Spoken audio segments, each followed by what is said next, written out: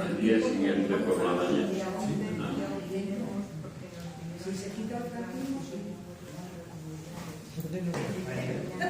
Ojalá que se pudiera quitar de momento estamos ahí.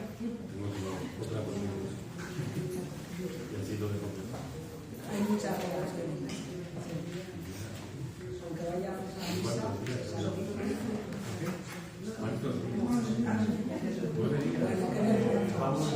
Realmente empezamos el 5 y cuando dormimos semanas el del 5 será la tonta ya, pero eso ya no estaría puesto. Pero como hay mucho que Esto se puede ver desde el móvil. no puedo. y ya veré.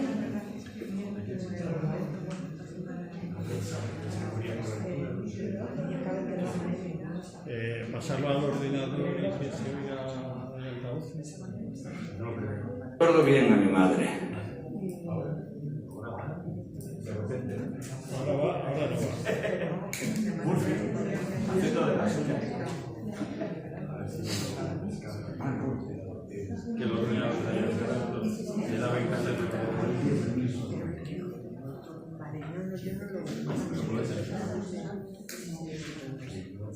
Son las 7:10. No vamos a ensayar. Podemos cerrar la puerta. No problema. Bueno, pues buenas tardes a todos y a todas. Una vez más estamos aquí en nuestra biblioteca de cabecera, que es como nuestra segunda casa. Este es el libro número 78 que presentamos en la asociación.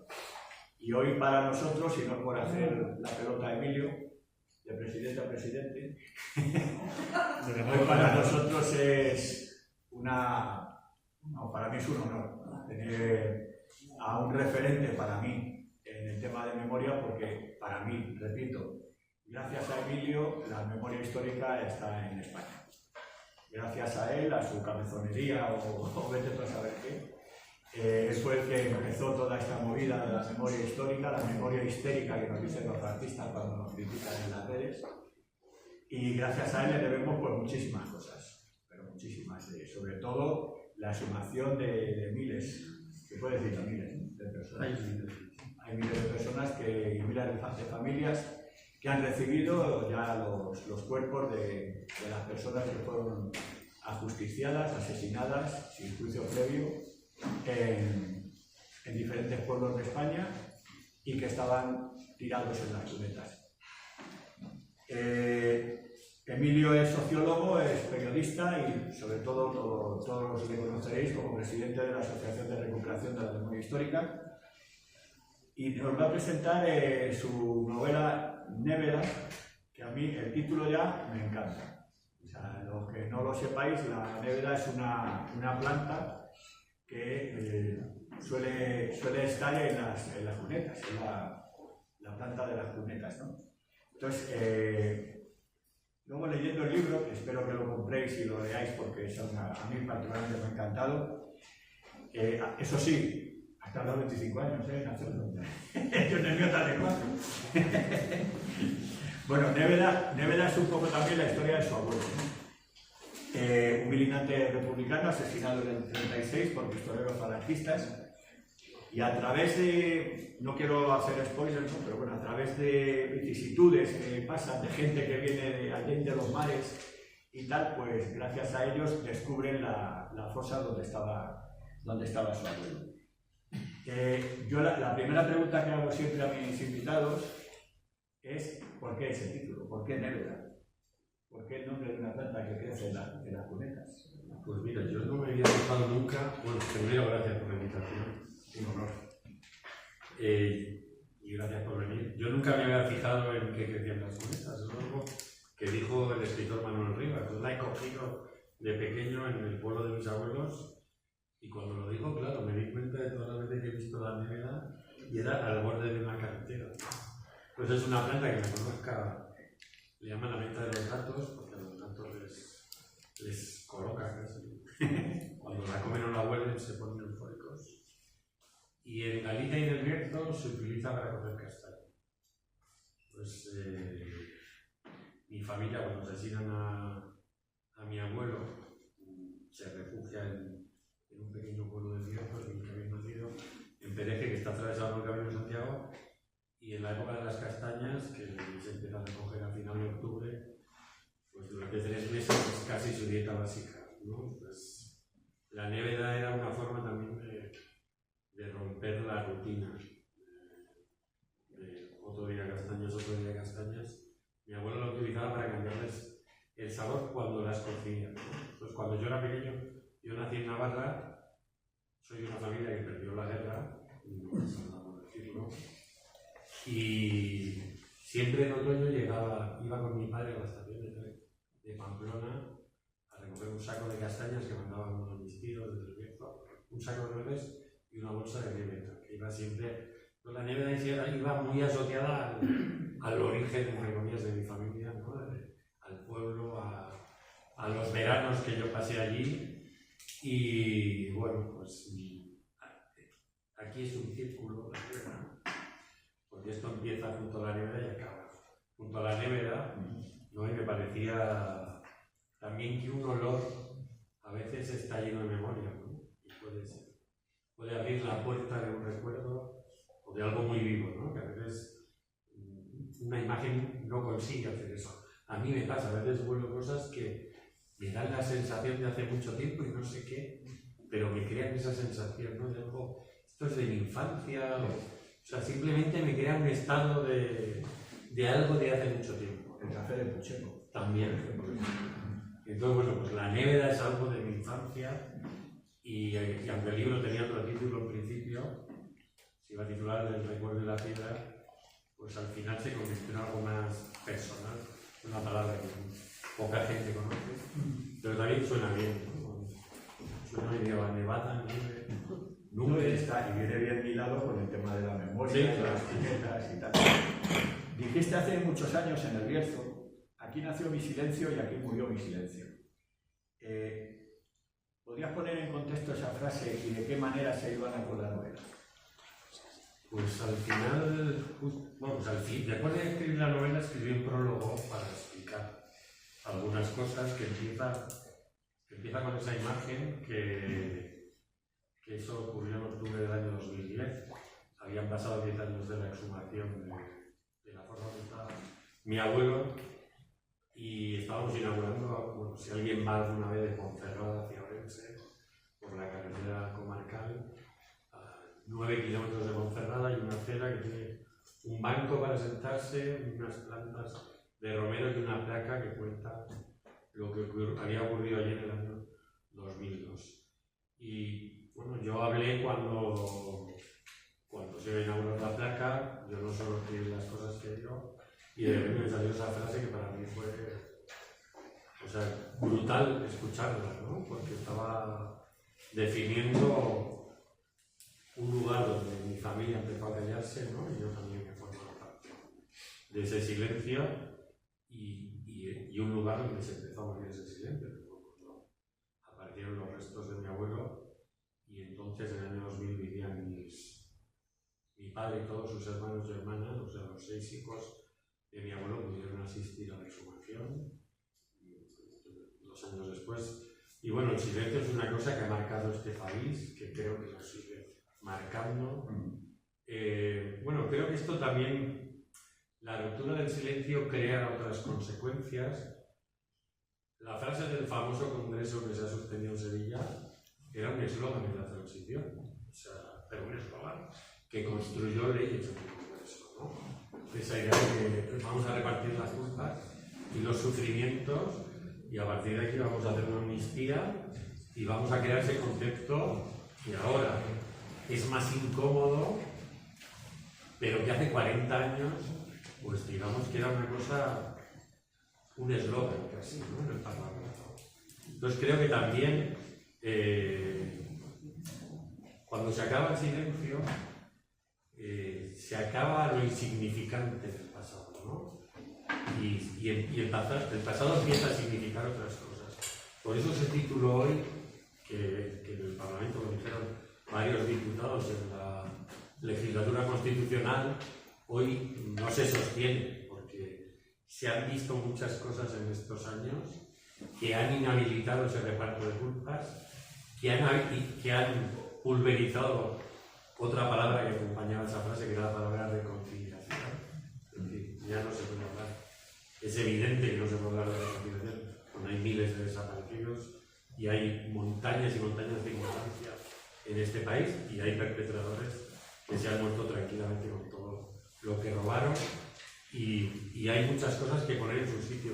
Entonces el silencio era una forma, y creo que lo que existe es de tener como una especie de congelador del significado, donde alguien puso ahí un significado, sobre todo las élites franquistas, y no se ha movido de ahí, ¿no? Y entonces, al romper esos silencios, ese congelador se desenchufa, ¿no?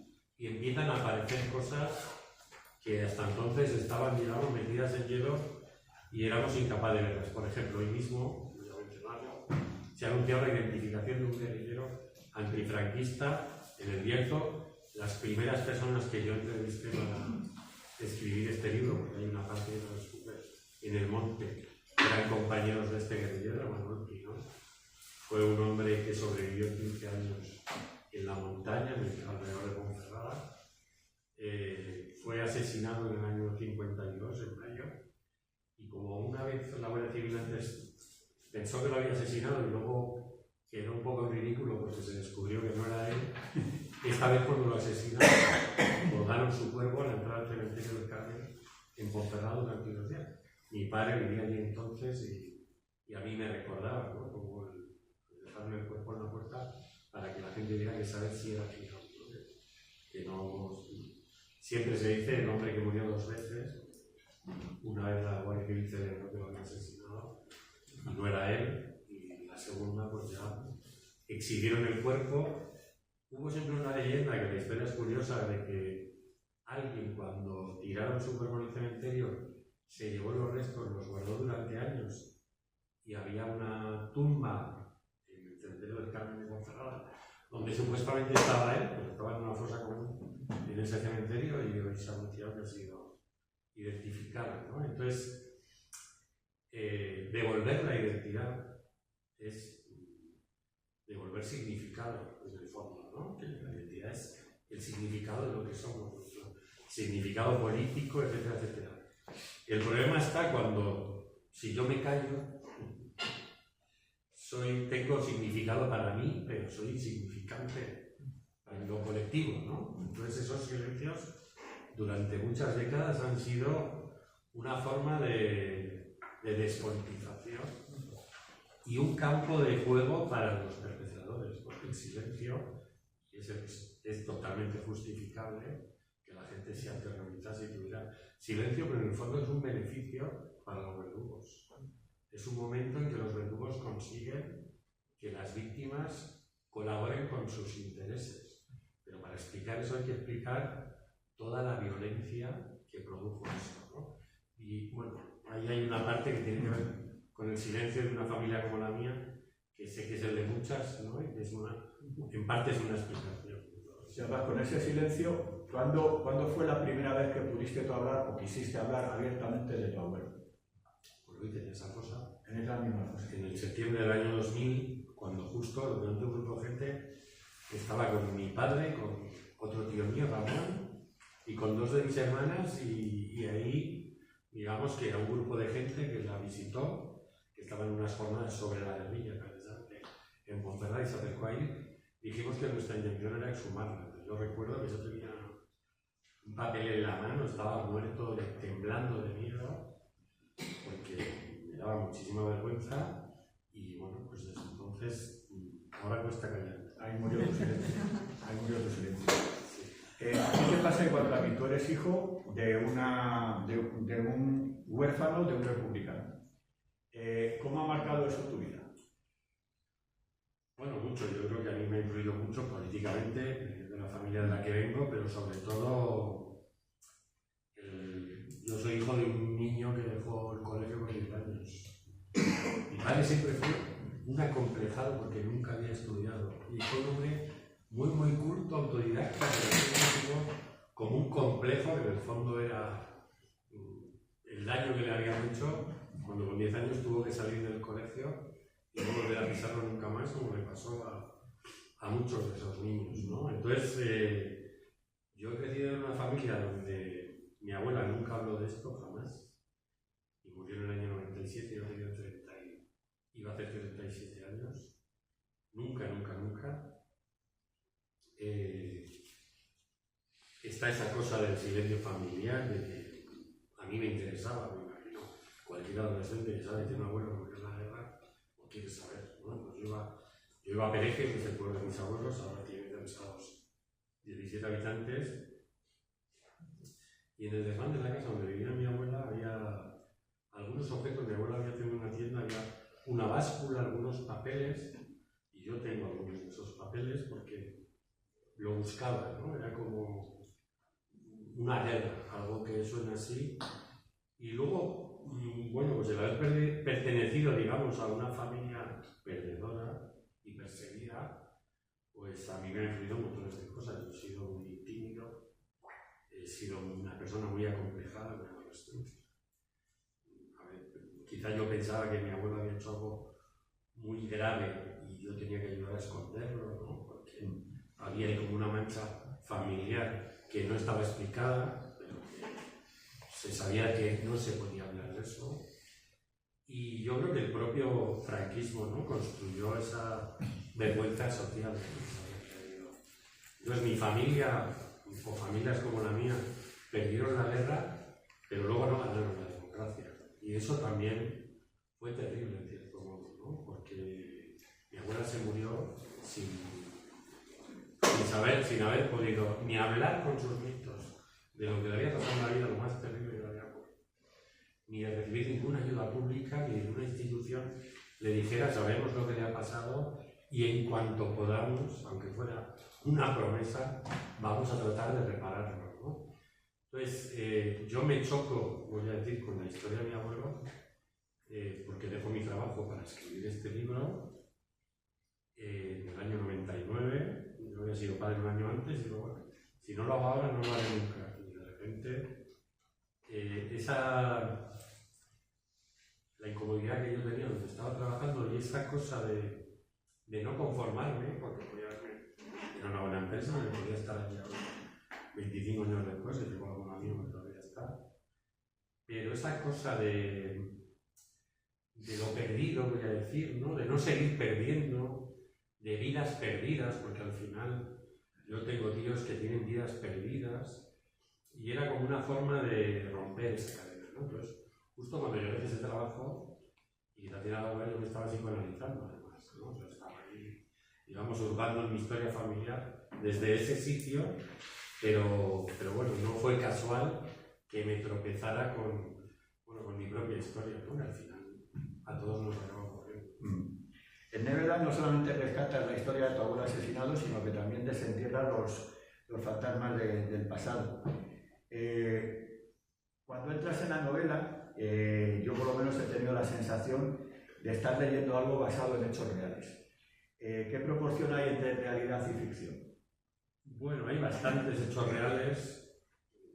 Quiero decir, toda la parte de vivir con mi abuelo es real, los personajes que va recordando la primera persona. Son dos andianos que vuelven del exilio de Argentina, y de primera viene uno y detrás viene el otro. Vienen con un objetivo que es volar a los caídos, pero al final se enroscan en su propia historia, ¿no? Pues el libro tiene como una parte primera donde ese personaje no quiere llegar a su casa familiar, y entonces está quedándose a recordar cada cosa que le suena de su pueblo, una casa, lo que sea, con tal de no subir la cuesta y llegar a la casa de la que se fue unos años antes, ¿no? Entonces esos personajes que él va conociendo, el Cuco es un hombre que yo desde pequeñito había sido soldado franquista en la guerra, era un hombre decir peculiar, pero yo lo recuerdo de pequeño porque todos los veranos de mi infancia me contaba la misma historia. De hecho, en la Cuesta de la Reina era como una especie de cartero y una vez en una trinchera le quería llevar a alguien una carta y ya estaba muerto. Y entonces me hacía gracia, porque luego yo viví unos años en Aranjuez, que no tiene interés, pues la Cuesta de la Reina. Y él decía, una vez casi estuve en Madrid, era como salió del pueblo a eso, volvió, y entonces era como alguien que estaba ahí todos los veranos, que yo creo que de verano a verano no se cambiaba de ropa, o sea, siempre con la misma sonrisa y siempre repitiendo como sabía que cuando nosotros ya vivíamos aquí, vamos desde Madrid, pues con lo de Madrid siempre decía yo una vez entonces él contaba esa historia. Además, perdona que te es una de las cosas que más me ha gustado de la novela, es la descripción que hace de los habitantes del pueblo, de sus modos, de sus costumbres.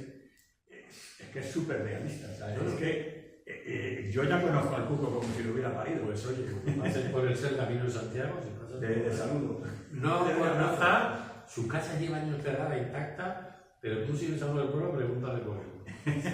Siempre vestía de negro, lleno de polvo, era como una cosa que permanecía ahí. Luego, por ejemplo, hay un hombre que va estudiando por el pueblo lecciones, que era mi tío Manolo. Fue una persona, yo a veces desconfío del diagnóstico que tuvo. Le diagnosticó el señor López Vivo de una esquizofrenia, pero mi tío Manolo era hiperinteligente, entonces estudiaba idiomas, y entonces lo que hacía es en los postes de la luz ponía unos plásticos donde iba metiendo las lecciones que estudiaba y cuando iba paseando, pues iba estudiando. Cuando ya se las sabía, las cambiaba.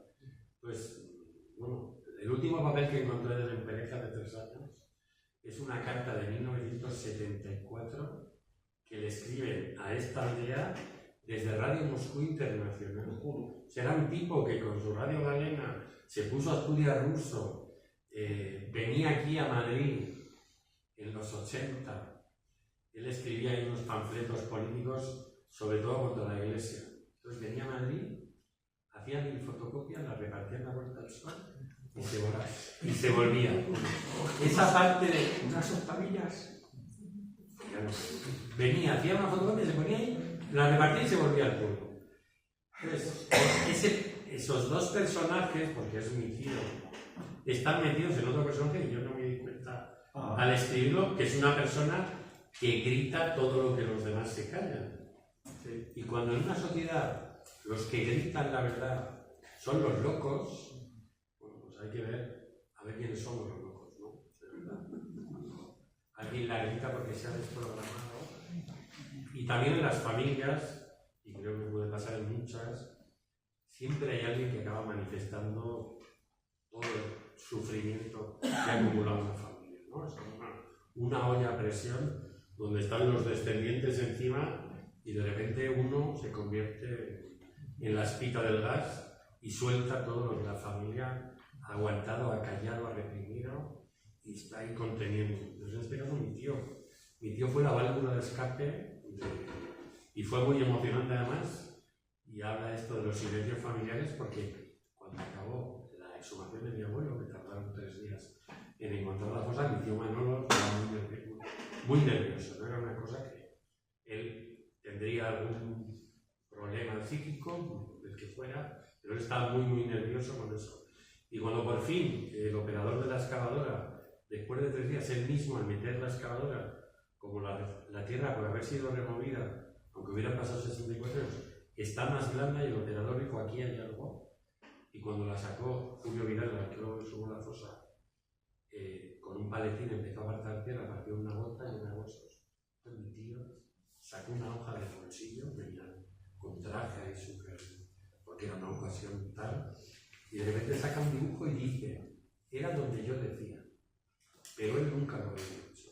Pues él en el año 76 se va desde Tereja a los 33 kilómetros donde estaba la fosa de mi abuelo, hace un plano que es impresionante, con el punto kilométrico, se estaba empezando a construir una casa que la dibujan obras y pone problema pendiente de solución. Joder. Entonces saca eso Y dice, donde yo decía que no se lo has dicho a nadie. Porque si 3 días antes le hubieran dado al cuerpo plano, pues igual no hubieran estado por ahí buscando. Pero claro, es alucinante que esta sea la persona desprogramada que en cuanto muere Franco se va allí a saber. Tiene la necesidad como todos de saber. Pero el que va es él. Entonces, si hubiera sacado 3, ya pensábamos que se los había llevado a ver en la carretera. Porque durante 3 días ahí que no aparecía, y yo la casualidad más que, bueno, aparecieron muy cerca donde metió por medio del tipo la excavadora. Si hubiera sacado el plano, lo había clavado, porque lo hizo en el 76, tiene la fecha, o sea, en febrero del 76. Se murió Franco y a los 4 meses estaba por allí buscando, y la gente que vivía entonces, que decía, había mucha gente que había visto los cuerpos enterrados, y la mañana que estuvieron ahí expuestos en una cuneta, y el dibujo era muy preciso, ¿no? Pero eso también es una explicación de este mundo de silencios familiares, donde alguien averigua algo, pero como no se puede hablar de eso, pues no lo va. Es que cuando has dicho lo de tu tío, yo entré a trabajar en el Banco Santander, en la calle Alcalá, en el año 78. Y yo recuerdo que cada 2 por 3 en la Plaza Santana, en la Puerta del Sol, cuando íbamos a la Caja General de Depósitos a dejar los avales y tal, había un señor que siempre traía unas octavillas, unas cuartillas, y escribía con un montón de cosas escritas, de religión, de política, y decíamos, pues este hombre aquí se está gastando un dineral.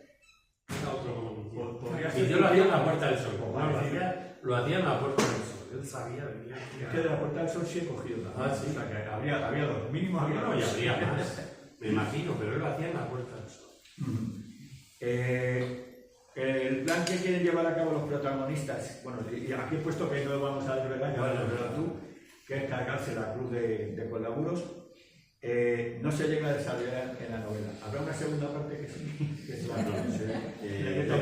Eso tiene que ver con que yo antes de escribir este libro hice un relato sobre, bueno, tiene que ver con esta historia, no igual un pueblo mundial y tal, folios. Era un pueblo sin nombre que se llama TXT, supuestamente era este pueblo también, donde Franco va hacia Ferrol, porque Franco cuando iba a Galicia tenía que pasar por el centro de la calle de mis abuelos. O sea, iban unos motoristas avisando que todo el mundo cerraba las ventanas y que nadie se le ocurría mirar, y entonces pasaba así. Yo había escrito un relato antes en el que Franco, con una tormenta, se tiene que quedar a dormir en el pueblo.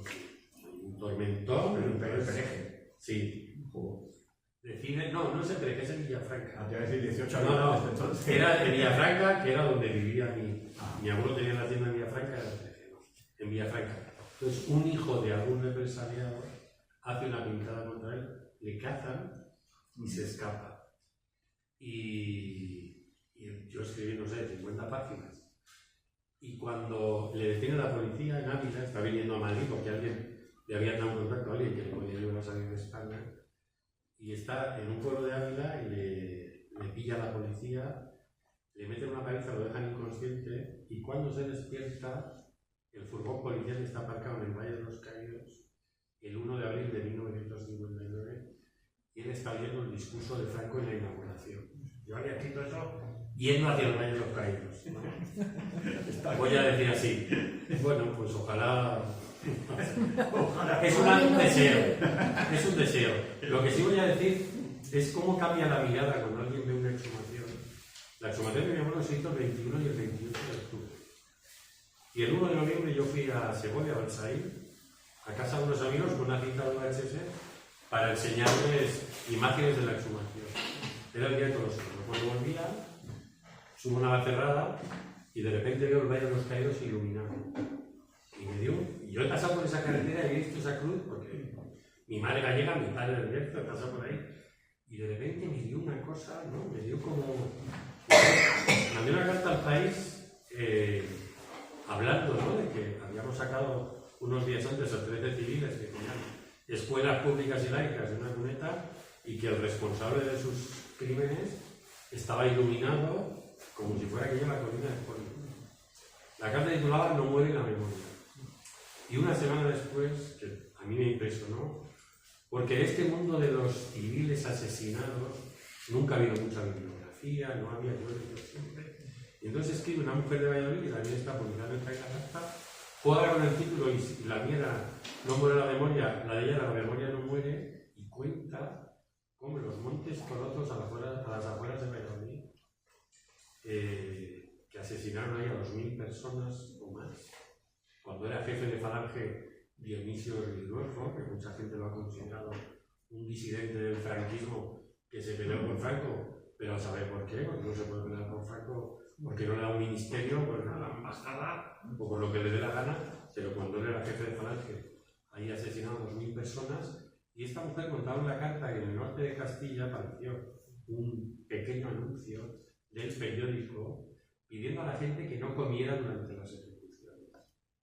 O sea, para imaginar la barbarie, porque ahí creo que había hasta puestos de churros. Pues se había convertido en una especie de circo.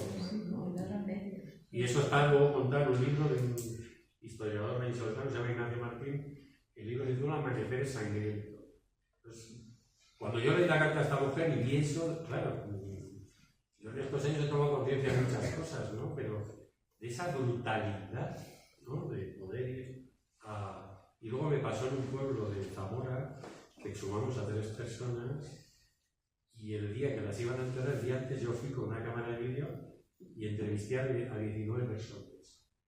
Entre ellos un falangista, que me llevaron, iba con una nieta de cada uno de los 3 hombres y ellas me iban de casa en casa a quien quería entrevistar. Y el último hombre les contó, ¿no? me lo estaba contando que cuando los asesinan, varias familias salieron, las avisaron para que disfrutaran. Ellas sabían perfectamente, era un poco más grande de mi pueblo, pero vamos, debieron echar allí mismo las cuentas, ¿no? Pero esa capacidad, esa bestialidad, ¿no? Esa deshumanización de alguien que usa la violencia de esa manera, pues es brutal, ¿no? Conocerlo, ya no digo porque es incomprensible, pero ver que eso se multiplicó.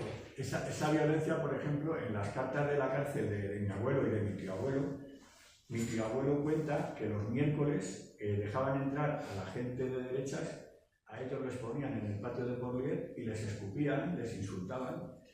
Y claro, yo leo eso en una carta escrita y digo, joder, es que hay que ser mala gente, ¿no? Para ir allí a insultar y a escupir a los rojos, claro. O sea, es impresionante. En la novela los silencios con la dictadura de por medio no se rompen, pero la memoria no olvida incluso hasta la venganza. ¿Es un deseo de justicia poética por parte tuya? Sí. Directamente, ¿no? Bueno, sin rodeo. hay un acto violento en el libro, pero voy a contar que también está basado en hechos reales. Hay un pueblo en el Bierzo, muy cerca de Villafranca del Bierzo, pues también pasa, que se llama Dragonte, es un lugar increíble que alguien haya subido allí a hacer un pueblo. No hay un río, no hay agua, no sé cómo a alguien se le ocurrió a ellos hacer un pueblo. Cuando ese golpe de Estado de julio del 36, el cura de ese pueblo tenía una relación con una mujer casada y el marido era republicano. Entonces el cura lo denuncia y al marido lo detiene. Y se lo llevan a Lugo. Y el Bierzo ha pertenecido durante muchos años religiosamente, que es casi políticamente, al obispado de Lugo. Entonces lo condenan a muerte y cuando lo están llevando a asesinarlo, se escapa. Se escapa y está unos meses por el monte y se une a un grupo. Entonces un día este cura, el cura de Dragonte, está oficiando la misa y de repente entran 3 guerrilleros en la iglesia, le explican a la gente del pueblo por qué lo van a matar y lo matan. ¿No? Eso es un hecho real, no es solo una cosa, sino que es una historia que justicia. Yo tengo familia en Dragonte, tengo un primo de mi padre allí, y es una historia que también está contada, no como lo he hecho yo, de otra manera, en una novela que también transcurre por allí, que es El año del Wolfram de Raúl de Garrido, una novela que fue finalista del Planeta, cuando se finalista el Planeta, era aquel libro que se podía, que daba gusto leer, y él que habla de todo el lejano oeste que se construyó en esa zona, en torno al Wolframio, pues cuenta la historia de este cura, ¿no? Que fue, o sea, él había denunciado más gente, allí entraron, y además la historia es curiosa porque el hombre al que el cura denunció y que lo asesinó se quedó como apodo de guerrillero el nombre del cura. Era Rosesvinto. Rosesvinto. Sí. Vamos a poner ese nombre. Hombre, los reyes godos esto es lo que pasa. Pues sí, pero eso ya mi memoria nos ha borrado ya directamente. En este país escribir sobre el triunvirato, golpe de Estado, guerra de España, dictadura, es habitual, tanto en literatura como en ensayo o en historia. ¿Qué libros recomendarías tú en esa fe? Pues, un par de ellos. Bueno, me gusta. A ver, hay uno de Madrid que además se puede encontrar en PDF en internet, es libre de derechos porque su autor fue anónimo y si alguien lo quiere, yo lo tengo en el WhatsApp, que se llama El fin de la esperanza. Es un libro, El fin de la esperanza. El autor es un seudónimo, posiblemente es un anarquista, Juan Hermanos. Sí, lo tengo. Este libro le apareció a, nunca me acuerdo, a Jean-Paul Sartre en París. Alguien se lo dejó en la puerta de su casa en un sobre y él fue el que hizo la primera impresión ahí en Francia, y es brutal porque ese libro cuenta la historia de la gente de Madrid que no se pudo escapar del 39 aquí, y es asfixiante, ¿no? La vida de alguien que en cualquier momento le van a señalar por la calle y alguien le va a aplicar la ley de fugas y le va a pegar. Pues es o sea, a mí es una novela que me costaba respirar casi en algún momento porque entiendes lo que debe haber sido quedarse en esa jaula donde Franco se va a instalar a vivir, que tiene que controlar absolutamente, y tú no te has podido escapar por lo que sea, y vas andando por sus calles y sabes que en cualquier momento alguien va a gritar y te va a mandar al cementerio del este. Pues el libro es brutal. Yo conozco, por ejemplo, un poeta de aquí de Madrid, Miguel Ángel Muñoz San Juan. Él se crió por el barrio de Lavapiés con su abuelo. Su abuelo tenía una especie de cicatriz muy visible aquí en el brazo, ¿no? Y hasta que se murió el abuelo nunca le contaron de qué era. Y tenía metralla en una pierna de un bombardeo. Y cuando se murió el abuelo años después, ya le contó a su familia que cuando acaba la guerra el abuelo tenía aquí tatuada una O y un martillo. Y él mismo se la destrozó. Una cosa como esa, ya ves, a donde fuera. Entonces ese libro está muy bien. Y luego voy a decir otro de Isaac Rosa, por ejemplo, El vano ayer, que previamente es una reflexión sobre el tratamiento cultural que ha tenido la dictadura muchas veces en España, que ha sido medio comedia, medio quitándole importancia, ¿no? Como si alguien hablara de toda esa violencia y fuera maniqueo, estuviera exagerando, ¿no? Si fuera así una cosa que no estás forzando, ¿no? Para hacer desaparecer a más de 100.000 civiles hacen falta muchas balas, muchos picos, muchas balas, muchas manos, muchos asesinos, mucha organización, mucho odio. Todo, o sea, eso es una operación muy bestia, ¿no? Entonces, muchas veces cuando aquí se intenta hacer un discurso, digamos, duro con la represión, pues ha salido gente a decir que era maniqueo, pues era exagerado.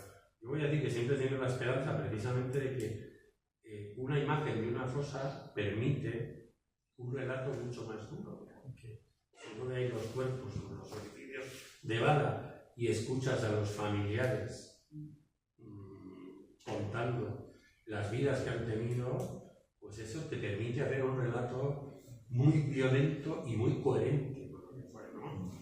Entonces, Isaac Rosa en ese libro hace una reflexión, casi es un ajuste de cuentos, ¿no? Con muchos de esos relatos de la dictadura que han sido casi como costumbristas, ¿no? Yo me acuerdo, hace unos años estuve en un congreso de historiadores del franquismo, investigadores, se llamaban historiadores, y allí presentaban un montón de ponencias y eran todas el jazz en la dictadura, todo cosas como para un articulito que si te gusta el día, si quieres saber cómo entro en España por las bases americanas y no sé qué, bueno, me parece interesante, pero no había nada que fuera realmente a lo que supuso toda esa violencia, ¿no? Por ejemplo, el libro Presentes de Cerdá ahora, en medio de ese traslado, estoy detrás del Parlamento.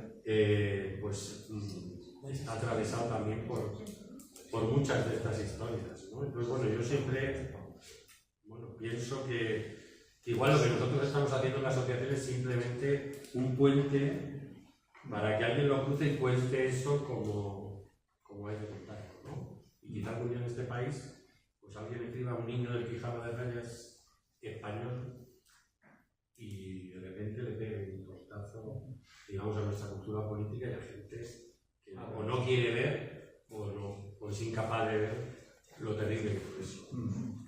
Yo ahí, uno de mis favoritos es una trilogía que es La Forja de un Rebelde, de Arturo Barea.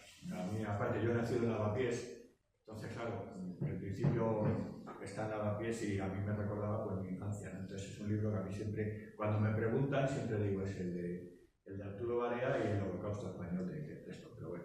Incluso la serie es muy buena. La serie, sí, está en la página. Es verdad. Está en el eran 6 capítulos, pero sí, 6 o 7. Una de estas series que hacían así. Sí, además muy bien, sí, es verdad.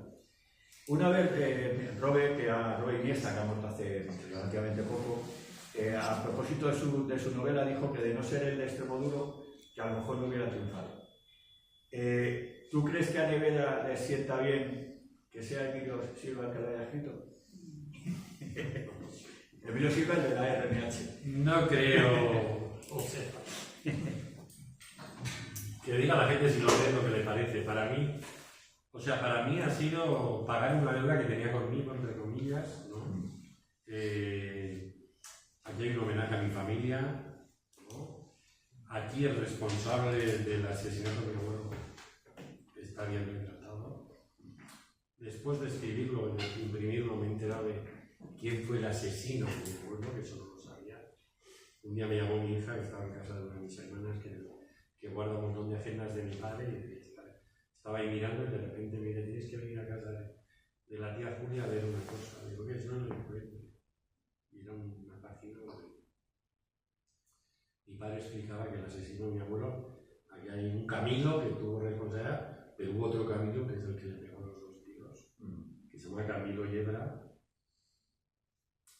Era un trabajador de conservas Ledo, que es una marca del hierro de una familia muy potente. Y allí hizo muchas cosas y bueno, como yo ya me he informado.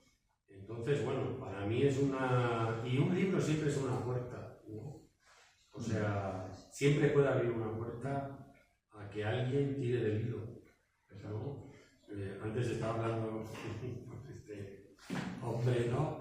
Que no hablaba del libro de las cosas de Franco. Los libros se publicó hace 20 y pico años, pero a raíz de que empezamos a hablar de los desaparecidos, bueno, hubo un montón de gente que empezó a buscar. Entonces, igual ya no estamos en ese momento, pero yo he querido dejar esto, bueno, y es una explicación también de algo que tiene que ver con, voy a decir, mis últimos 25 años de vida, ¿no? Entonces, y luego tiene que ver con esa ruptura del silencio. Ayer estaba viendo un vídeo con unos estudiantes de una mujer que Isabel y Jesús quizá conocieron, María Luisa de la Fosa de Araba. Sí. Y ella dice una frase para mí brutal. Y está hablando con un periodista norteamericano y dice, no, es que nos hicieron acostumbrarnos a todo, sobre todo a callarnos, ¿no? Entonces ella cuenta cómo pasaba por la fosa de su padre mirando de lejos, de pequeña, porque desviarte del camino para ponerte allí era un peligro, ¿no? Entonces incluso en ese pueblo hubo una mujer a la que le mataron al marido, denunció, fue a visitar a los asesinos y se encontró un día 3 de sus hijos en la puerta de su casa. O sea que también tiene un relato, voy a decir, que bueno, intenta hacer justicia con lo que ocurrió, ¿no? Pero también es una invitación a romper silencios, ¿no? No, a mí me pasa igual cuando yo escribí el mío, no sé si te lo acabo. Sí, una parte, sí. A mí me pasó igual que lo que tú has contado, o sea, es que te liberas, ¿no? Yo en mi caso era hablar a mi abuelo, yo no conocía a mi abuelo, pues hablarle a mi abuelo, y también es verdad lo que tú dices de que, joder, que el silencio ya se acaba, ya lo voy a alargar todo y tal, o sea, pues... Y descubres cosas. Efectivamente, es una liberación... De ti quiero decir, ¿eh? Sí. Incluso es una liberación y hay gente que a raíz de leer el libro me ha dicho, oye, que mira, me he puesto a estudiar esto y voy a ver si consigo hacer algo sobre mi abuelo y tal y cual, o sea que... Sí, que por aquí igual hay alguna nieta de algún alcalde más. que igual puedo hablar contigo y hacer un libro sobre... Hacemos un libro sobre los alcaldes que han, Bueno, pues, que han fusilado en el este. aquí hay una y voy a decir que además su abuelo, Era hermano de mi abuelo. Hermano de tu abuela. Hermano de mi madre. eso, era de un pueblo donde Clemente hizo un documental, de la misma. De la Galicia, el último alcalde de la República Un documental de una exhumación donde apareció un pendiente, pero solo apareció uno, María García, ¿se llama? María Alonso. Y el otro lo llevaba a su hermana convertido en un colgante. Se tuvieron ahí buscando la saber estaba. Y lo que era muy potente también era la palabra pendiente. Lo que está pendiente ahí. Claro. Tu asociación ha cumplido 25 años.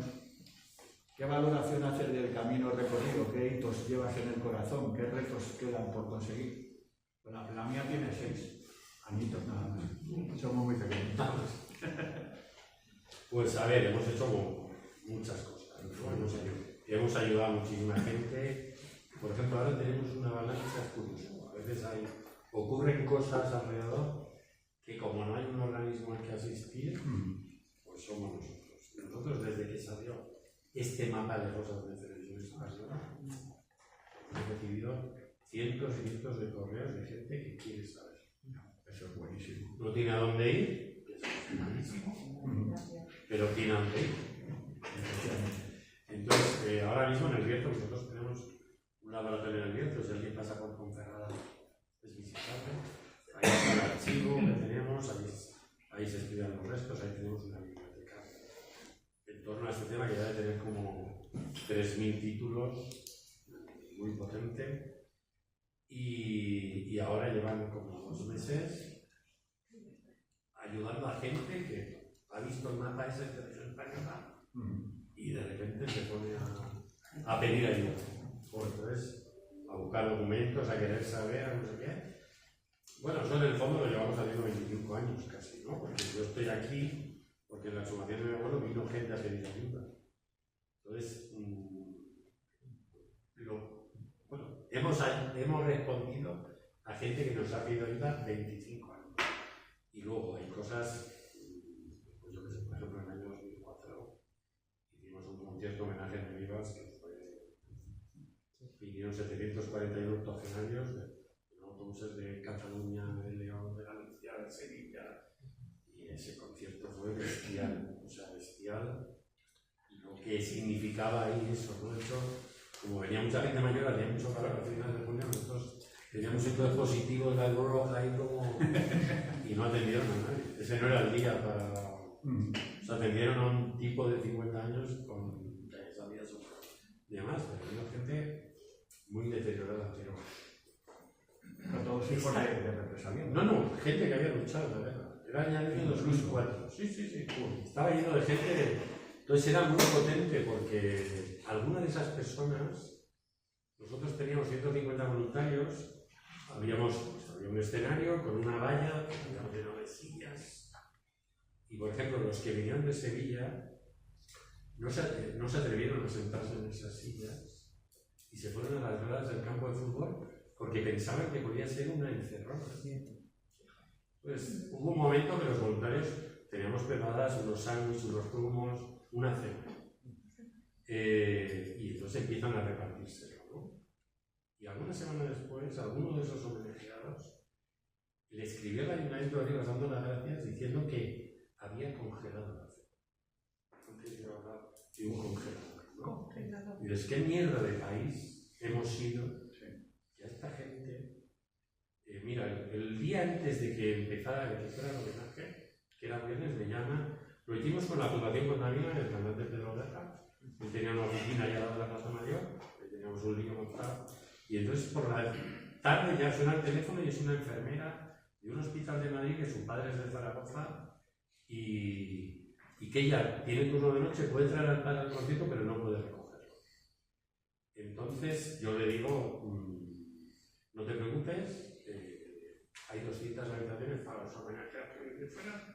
Él desayuna y a las 12 un autobús lo deja en Plaza de España. Si ahí ya puedes. Y digo, si quieres le llamo yo y le explico a él tal. Entonces le llamo a este hombre y y me empieza a contar su vida, un hombre de Zaragoza que está 13 años en la cárcel. Me cuenta su historia y ya cuando dice, vamos a lo logístico, ¿no? Dice, tenemos que adelantar algo de dinero de la habitación, sí, ¿no? A la habitación estás invitado. De repente se hace un silencio y yo oigo que está llorando. Y Dios dices, esta gente que se ha partido la cara para que otros ocupen escaños, despachos, y se han ido muriendo uno tras de otro sin, como decía antes de mi abuela, sin que el Estado gire la cabeza y diga, oye, ya sé lo que hiciste y sé que tengo una deuda contigo. Y ese homenaje nació precisamente, ahora me acabo de contar, porque yo estuve el verano antes de ponerlo a mi mano, en el 2003, hicimos una exhumación en un monasterio en Asturias, en Valdevíos, y yo dormía en casa de unas 14 enfermeras y 3 celadores. Yo dormía en casa de un fotógrafo, Eloy Alonso, que tiene su abuelo desaparecido. Lo único que tiene de su abuelo es la huella dactilar con la que firmó le obligaron a firmar sus sentencias. Y entonces él me contó, una noche, yo iba a Valdevíos, volví a huir a su casa, y me contó que tenía otro tío represaliado y que un día el presidente del Principado de Asturias, que había sido preso político, les había anunciado públicamente que iba a hacer un homenaje a los presos políticos. Y el tío se murió preguntando por el homenaje. Nunca se dio. Y yo dije, bueno, pues vamos a hacer el homenaje. Que fue ese, ¿no? Entonces, bueno, pues nosotros hemos hecho muchas cosas, hemos iniciado la causa en Argentina, porque aquí no parábamos de poner denuncias. Y al final, yo conocí aquí en Madrid a Raúl Zaffaroni. Raúl Zaffaroni es el juez de la Corte Suprema Argentina, que allí tuvo las leyes de punto final de violencia de vida y dijo a juzgarlos. Yo lo conocí aquí en el año 2008. Le pregunté, ¿y si fuéramos ahí y tal? Me dijo, probar. Claro, probamos. Hemos puesto montones de denuncias, hemos abierto un debate acerca de esto, hemos denunciado, estamos permanentemente denunciando o encontrando escondrijos del franquismo, por decirlo así, que está por todas partes. Hemos ayudado a mucha gente, digamos que aunque nos hemos especializado, entre comillas, en lo que tiene que ver con los desaparecidos, pues hemos ayudado a mucha gente a muchas cosas.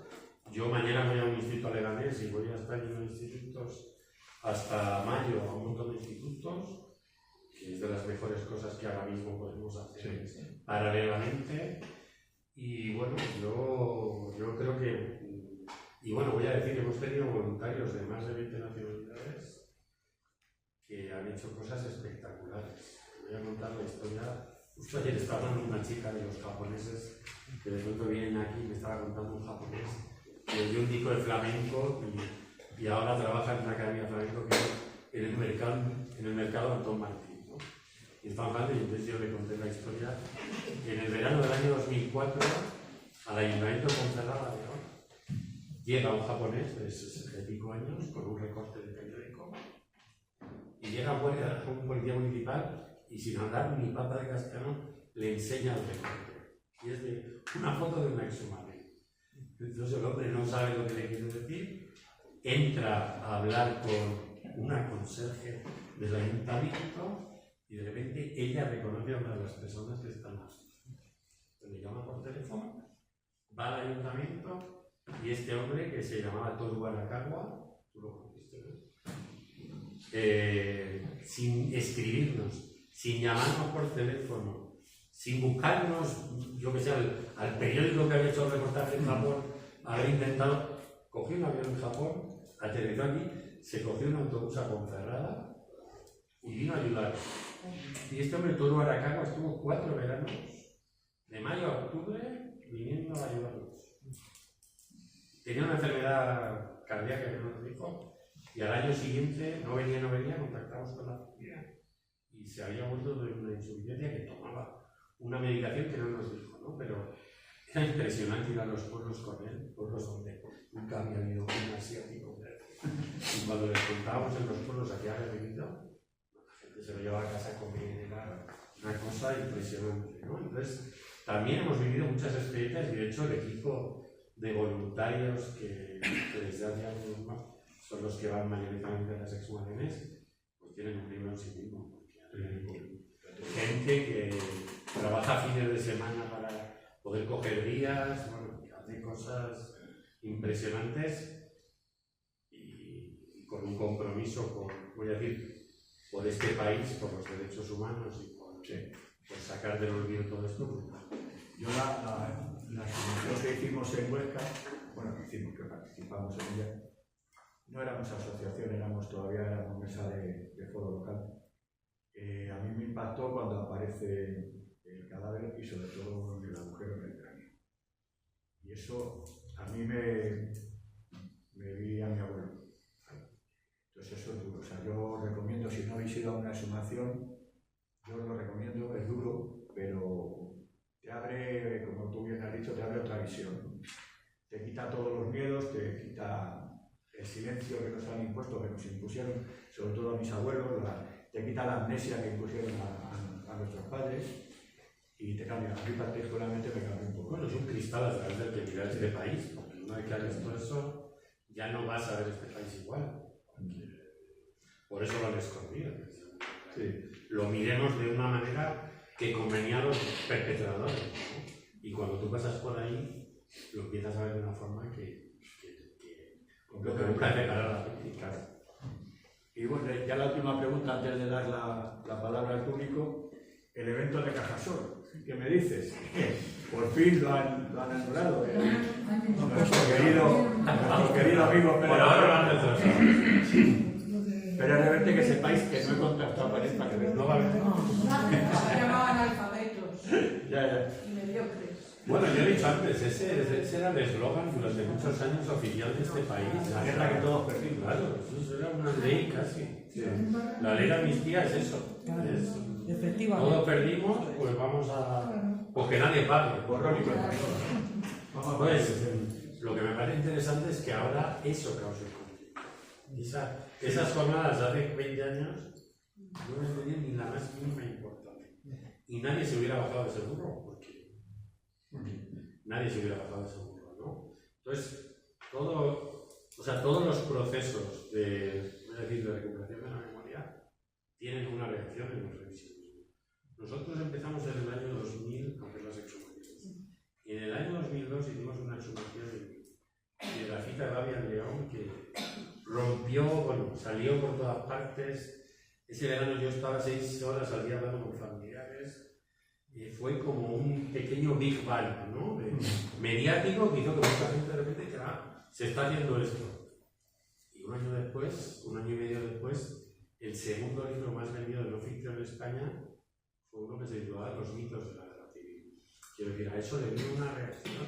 Pues vale, nos están enseñando físicamente los crímenes, pero ¿qué había que cometerlos? Claro. Entonces, eso ha venido de ahí. Ahora estos días, precisamente para justificar a Aznar, entre comillas, pues había algunos tertulianos que dicen, no, es que cuando Aznar estaba con mayoría absoluta, la Comisión Constitucional del Congreso aprobó por bien una condena de dictadura. Y es verdad. Sí. Nunca lo ha hecho el Pleno del Congreso en 50 años. Yo estaba en el Congreso con un magnetófono copiando las imágenes de esa votación. Yo tengo una teoría, y es que Aznar hizo eso en noviembre del año 2002, porque unos meses después nos iba a meter en el lío de derrocar a un dictador en Irak. Y de alguna manera él se tapaba un flanco, ¿no? Pues la que vas a liar ahora con la foto de las Azores, tú que ni siquiera la has hecho en tu país. Entonces, de una manera con una boca muy pequeñita, de hecho, a ver si te digitalizo y lo paso. Era la Comisión Constitucional, votaban 2 diputados del PP. Entonces, la Cámara que tenía el Congreso en la sala de la Comisión los está enfocando y los 2 del PP así levantan la mano con muy pocas ganas y hay alguien enfrente que les está mirando y le hacen un gesto que dicen como que remedio, ¿no? Con muy poquitas ganas. Pero Aznar, ese año 2002, cuando se vota eso, hay una ministra del Ministerio de Cultura y Educación que se llama Pilar del Castillo, que está financiando con dinero público a la Fundación Francisco Franco.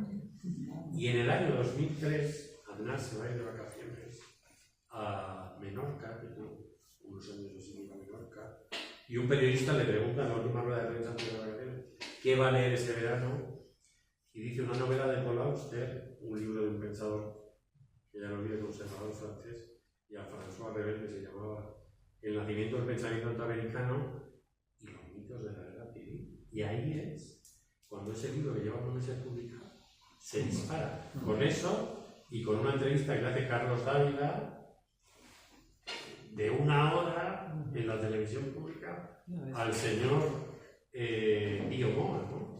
Entonces, quiero decir, cuando se profundiza en el conocimiento, pues hay una reacción.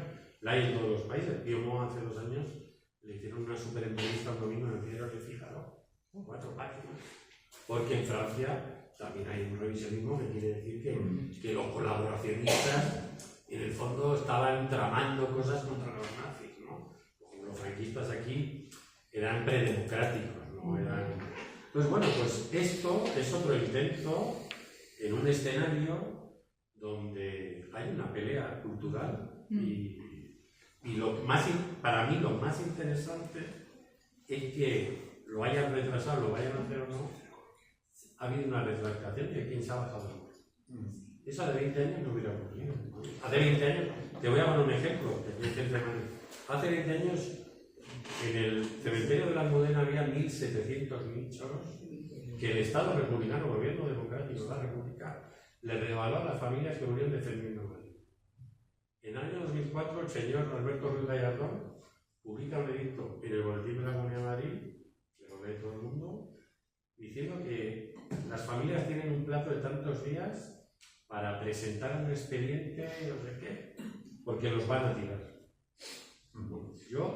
A mí me contacta un hombre de Móstoles que es un sobrino de maravilloso. Yo contacté con todos los grupos parlamentarios de la Unidad de Madrid. Nadie me hizo caso.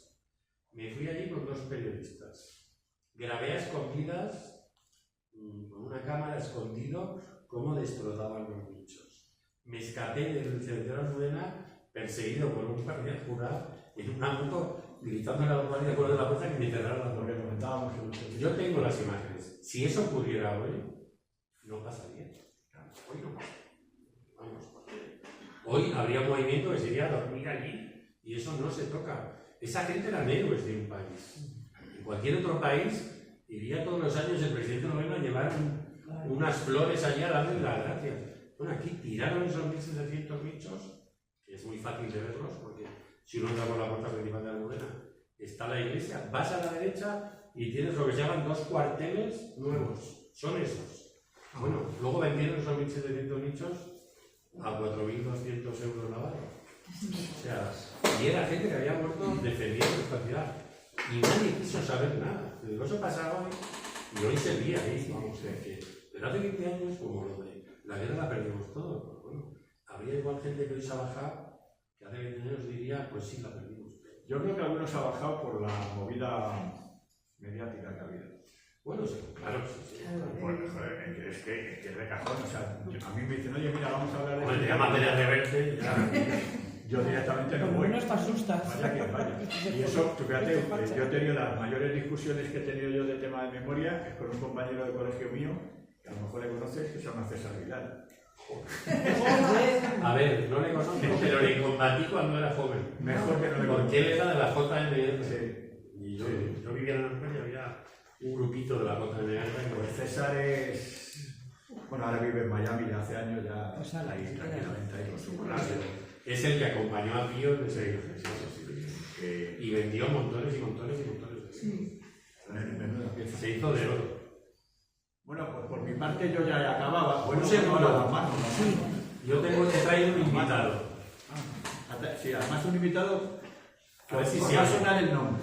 A ver, yo he traído un poema recitado por Ángel González, hasta biblioteca. Ángel González tuvo un hermano desaparecido, un hermano exiliado y una hermana maestra de curado, ¿no? Y aquí, a ver si se oye. Recuerdo bien a mi madre.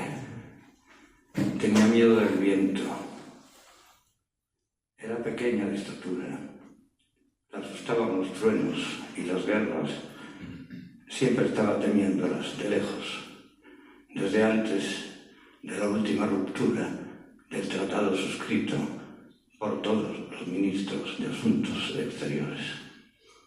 Recuerdo que yo no comprendía. El viento se llevaba silbando las hojas de los árboles y era como un alegre barrendero que dejaba a las niñas despeinadas y enteras con las piernas desnudas e inocentes. Por otra parte, el trueno tronaba demasiado. Era imposible soportar sin horrores estridencia, aunque jamás ocurría nada luego. La lluvia se encargaba de borrar el dibujo violento del relámpago y el arco iris ponía un bucólico fin a tanto estrépito. Llegó también la guerra en Malverano. Llegó después la paz, tras un invierno todavía peor. Esa vez, sin embargo, no devolvió lo arrebatado el viento, ni la lluvia pudo borrar las huellas de la sangre. Perdido para siempre lo perdido, atrás quedó definitivamente muerto lo que fue muerto. Por eso y por más cosas, recuerdo muchas veces a mi madre. Cuando el viento se adueña de las calles de la noche y golpea las puertas y huye y deja un rastro de cristales y de ramas rotas que al alba la ciudad muestra desolada y lívida. Cuando el rayo hiende el aire y crepita y cae en tierra, trazando surcos de carbón y fuego, erizando los lomos de los gatos y trastocando el norte de las brújulas. Y sobre todo, cuando la guerra ha comenzado lejos, nos dicen, y pequeña, no hay por qué preocuparse, cubriendo de cadáveres mínimos distantes territorios, de crímenes lejanos, de huérfanos pequeños. Y usted seguía hablando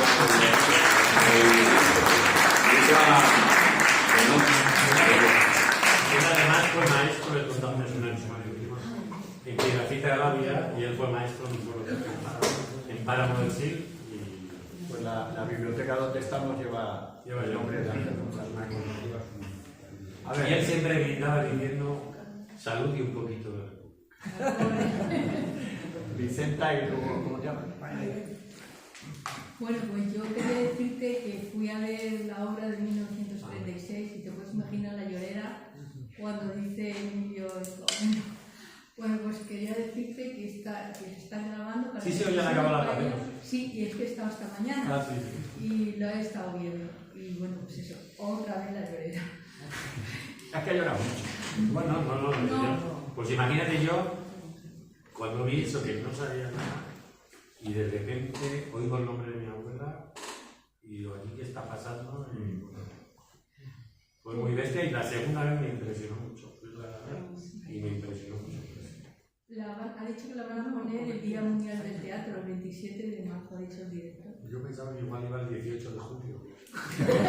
Se cumplen 90 años, me parecía un buen día para proyectar esa obra de teatro. Gracias.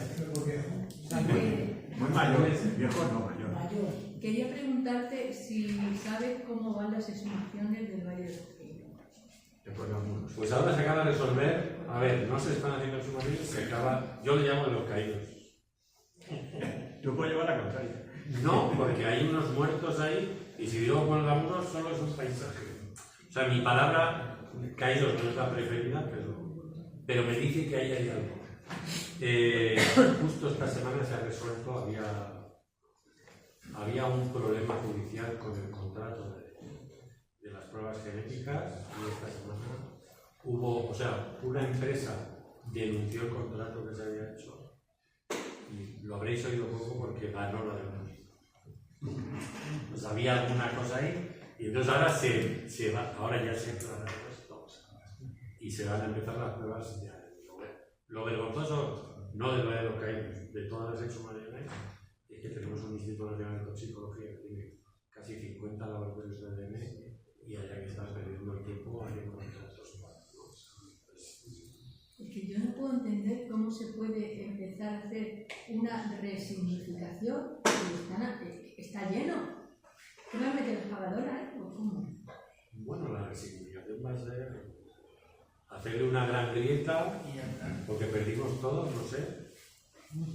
Unos a un lado de la grieta, otros al otro lado de la grieta, y yo voy bastante con estudiantes, he ido muchas veces, y si no, forman a los guías, porque los que relatan el valle mayoritariamente son los guías que llevan 2.000 autocares al año en el valle. Ese es el mayor relato que veo. Suele ser gente que vuelve del Escorial, hace una parada ahí, hasta luego, no muy larga, y sigue camino. Y esos guías son los que le cuentan el valle a miles de personas. Tú vas a un campo de concentración nazi y no te lo enseña un primo que pasará por allí. ¿No? Es gente formada, examinada, controlada, que no va a contar pues yo a veces me he parado a ir algún día. No me meto muchas veces porque son jóvenes y su turno, pero lo que cuentan es brutal. Entonces, el valle no necesita significado, necesita una exposición que explique cómo se hizo, quién lo hizo. Y ya está. Y voy a aprovechar para decir que el próximo día 9 de febrero, en la residencia de estudiantes, se le hace un homenaje a Nicolás Sánchez Albornoz, que se escapó del valle en 1948 y que el 11 de febrero cumple 100 años. Y no ha vuelto por ahí. Entonces, la resignificación, simplemente hay que. Yo voy bastante, hay que explicarlo. Ya está, no hace falta interpretar, crear ahí algo arquitectónico. Nada, con eso. 35 millones de euros para empezar. Si querían hacer como un túnel. Y está a 50 kilómetros de Madrid sin transporte público. Claro. No, ahí no tiene que estar. Incomprensible. Volar. Yo hace mucho tiempo, tú me contabas que habéis estado investigando a todos los gobiernos desde el fallecimiento del asesino hasta estas fechas y que parecía que lo único que no tenía ninguna connotación con el franquismo era esto. Yo, que busco mucho en archivos, me estoy encontrando con que, y como yo mucha gente, en los registros civiles te ponen pegas. Estuve concretamente el lunes y me salió el de turno y le dije que me estaba amparando la ley. Y cuando le dije que era una persona fallecida hace 90 años, obviamente se cayó. Pero he tenido que hablar incluso con el secretario de Estado para que dieran una especie de normita que según conviene la Carta 1 para que te dejen acceder a partidas de nacimiento, de defunción, para la localización de familiares vivos y poder tirar de la genealogía. Todo esto es porque el señor Marlaska, supuestamente de un gobierno progresista, dio la orden de que se pusiera en vigor la ley de registros civiles de 2011 del señor Aznar. ¿Desde la RNH no se puede denunciar eso? Bueno, nosotros, mira, te voy a decir, nosotros hemos estado haciendo una investigación en el registro sobre algo que no está investigado, que son los muertos de Madrid por la aplicación de la ley de fugas, que pueden ser, por ejemplo, concreto, 2 hermanos que en el año 44 mueren ahogados en la calle San Miguel el mismo día a la misma hora. Hemos tenido que engañar al registro diciendo que vamos a otra cosa. Entonces, el problema no es esa ley. El problema es que lo que tú estás haciendo lo puede hacer la policía española. Claro.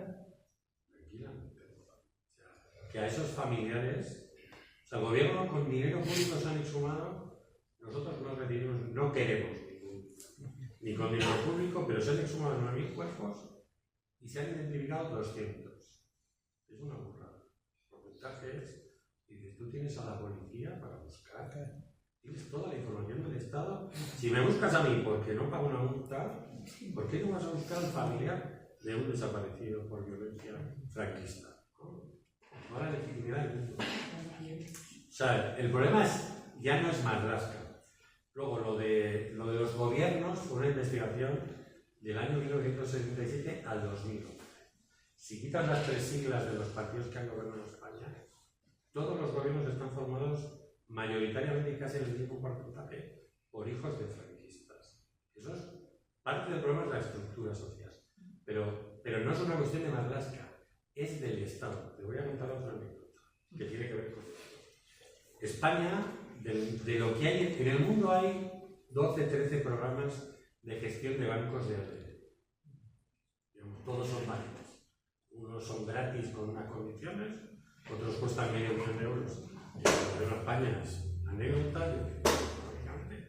Bueno, pues el que usa el Estado español es un programa de ADN de la CIA, que no por conspirar, la CIA te lo cede gratuitamente a cambio de que tú solo metas ahí en esa base de datos casos judicializados. ¿Quiénes se quedan fuera?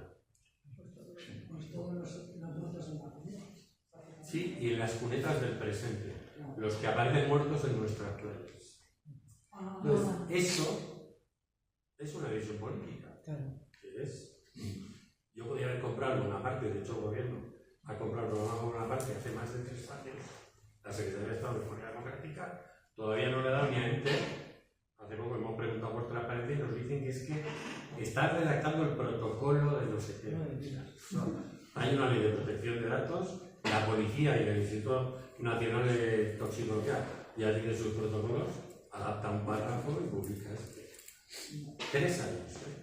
Entonces, lo que tú dices es secular. De hecho, en la primera ley de la memoria del año 2007, públicamente, José Álvarez Junco, un historiador preguntado por el forense Francisco Echeverría en un curso en la Universidad de Burgos, dijo que le parecía bien que de los sumarios se tacharan los nombres del tribunal y de los que acusaban.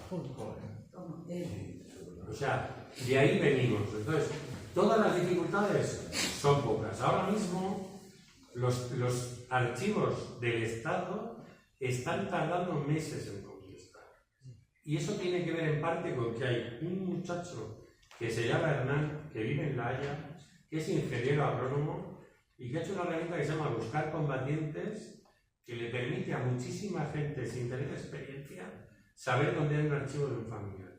Y tiene desquiciados a los archivos de este país. Pero lo que es alucinante es que esa herramienta que hizo un tipo que pagó $50, porque cuando la hizo vivía en Estados Unidos, por hacer un curso de manejo de bases de datos, porque nosotros habíamos buscado el sumario de un abuelo suyo de Extremadura, de Valdecaballeros, y se dio cuenta lo difícil que era, y ahora tiene 6 millones de entradas, que es alucinante. ¿Cuántos informáticos tiene el Estado? ¿Cuántos miles? ¿Quién custodia el 98% de los documentos a los que te dirigen esa página? Nunca van a abrir una puerta para facilitar las cosas. Y nunca es nunca, porque el escenario de esto es que esa generación se hubiera muerto sin hablar, sin saber y sin preguntar. Ha habido unos accidentes y hay gente que pregunta. Pero todo está planificado para eso y no te vas a meter con la ley del registro. Nosotros hemos protestado porque, como te digo, hemos tenido que escondernos y contar una película para entrar a hacer lo que queríamos hacer, porque no nos iban a dejar hacerlo. Y hablamos del siglo XXI. Entonces, eso es transversal, no es solo este gobierno, eso es un consenso. Eso es que seguimos perdiendo unos y no todos.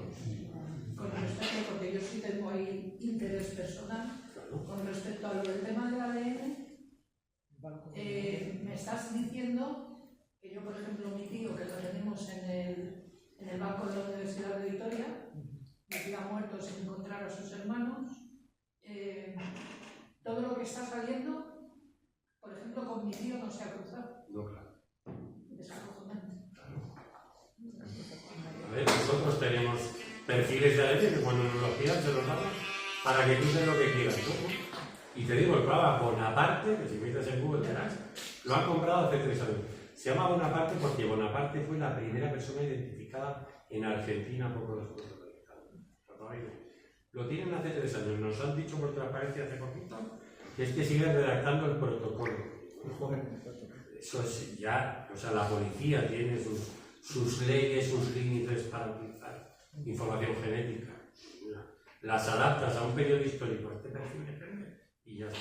Pasa, y me salgo del tema, pero pasa con los inmigrantes. Hay países en África que para responder a familias de las que se hijo hace 8 meses y no han salido de él, Están haciendo bancos de ADN países infinitamente más precarios políticamente que el nuestro, y el gobierno de España, cuando aparece un cuerpo en una playa, que es lo más barato de sacar una secuencia, porque vale dinero si tú tienes un hueso en mal estado y la tienes que revertir, y la vez que la repite para tener toda la seguridad, tienes que pagar al Estado la secuencia de un cuerpo que aparece en una playa, le puede costar 30 euros.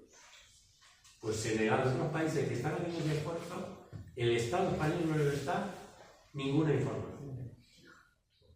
Qué demócratas. Porque han elegido que solo lo judicializado. Luego estamos en una... No, solo un libro, Ya. recomendaros un libro. Castigar a los locos. Ah, sí, le tengo. Y hacerlo voluntario. Eso le tengo. Última pregunta, que son las 8:30 y esa gente se va a las Muy 9. claro. Solamente en relación a los silencios, el muy trabajo que están haciendo ustedes es evidente. Yo afortunadamente soy de izquierda, pero en mi familia no mataron a nadie, en eso creo que he tenido suerte.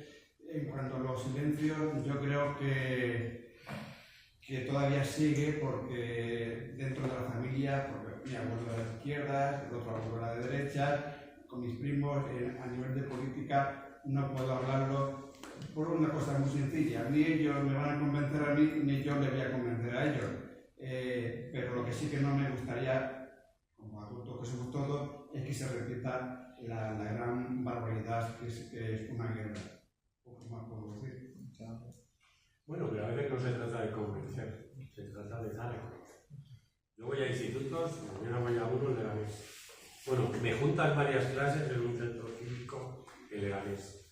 A mí me han llevado al cara al suelo, después de mañana. 4 chavales. Yo pienso, bueno, puedo entrar en su bronca, paro lo que estoy a contar, me pongo a ver con ellos a decir que no sé qué, no. Los voy a tener a 40 minutos. Y hay unos profesores que les dicen que me atiendan, y eso es lo que les voy a responder. Entonces, el problema en todos los conflictos de todos los países hay mezclas. Pero el problema es cuando alguien impone el silencio, tiene unos perjudicados y tiene unos beneficiados. No es una cosa, un ente que está flotando en el aire inocente y neutralmente, ¿no? Esa imposición de no poder hablar beneficia a alguien y no es a los otros. Entonces, este mismo discurso de la guerra que perdimos todos, que alguien se fuera a la Asociación de Víctimas del Terrorismo y que le diga, vamos a organizar un curso que se llama El conflicto vasco que perdimos todos. ¿Vale? Si el Parlamento español se interesa por eso, ¿no? O que alguien se fuera a Alemania o a Argentina a decir, el holocausto que perdimos todos. La dictadura de Videla que perdimos todos. Aquí se puede hacer. Ahora ha habido la reacción que ha habido. Pero si hubiera sido hace poco, vamos, no hubiera pasado nada. Entonces, el silencio es algo que hay que combatir. Porque no es neutral. No es neutral. Es la transición. Una pregunta. ¿Qué vas a institutos y se relacionas mucho, hablas con chavales? ¿Cómo es posible que ahora mismo, que tenemos mucha más información, que los que somos familias de represaliados hemos hablado, que hay más información, sin embargo la juventud ahora mismo está tendiendo a la extrema derecha? ¿Por qué? Porque es mentira que hay más información. ¿Cómo? Es mentira. Es mentira que hay más información.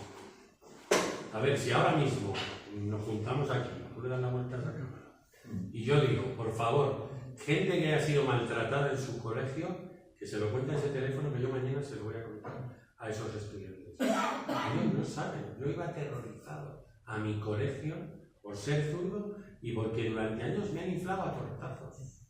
No tienen ni idea, cuando hablan de eso digo, mira, simplemente había que contarles cómo iban a ser sus mañanas al llegar al colegio.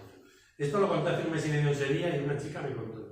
Yo iba a un colegio de monjas y mi compañera, mi mejor amiga, odiaba el tomate, le obligaron a comer tomate, lo vomitó y yo le tuve que dar su vómito y no nos levantamos de la mesa hasta que se lo comió. Pues vamos a contar todo eso, no hay más información, hay más canales de información, pero lo que transita por ellos no es información. Y mira, mucha gente no cuenta cosas como esas cotidianas pensando que no tienen importancia. Y tienen toda la importancia. El otro día conocí a una mujer que me contó una cosa de su abuelo, que qué pena que no había hablado con él, que no sé qué. Y decía, claro, yo cuando tenía 20 años veía las batallitas del abuelo. Y Y yo le contesté, no sé, igual de San Tomás, pero no eran las batallas del abuelo, eran nuestras grandes batallas. Entonces, no es información, es lo que sea, pero habría que ir a los colegios a contar cómo, a mí en el año 1975, un señor que se llamaba Don Juan en un colegio nacional me ataba la mano y si me la soltaba venía con un palo a pegarme. Y si me escapaba, me caía al suelo y me pegaba con el palo, toda mi clase se descojonaba de la clase. Yo soy zurda y escribo con la derecha.